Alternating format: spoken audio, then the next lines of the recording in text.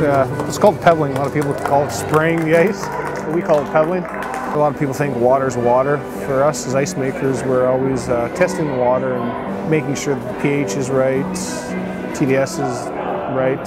Some people think that it takes nothing to make ice. Other people think that this is huge chemistry science and you're in the compressor room pulling all these levers and valves like a Disney movie. Usually get arena. Usually we get it at midnight, so we got to work through the night. We paint the ice.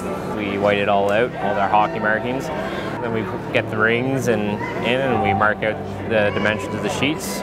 Put logos down and flood a bunch of times till it's level. The carpet down, the foam in, get it all leveled out. And scrape the ice, usually 4 or 5, 6 hours before practice, and then go from there.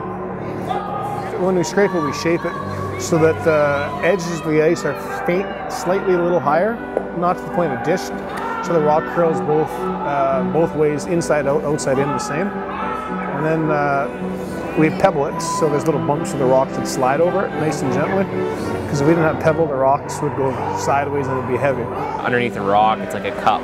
It'd be more like a suction cup. They won't go anywhere. With the bumps or the pebble on the ice, it helps the rock move and glide down the ice.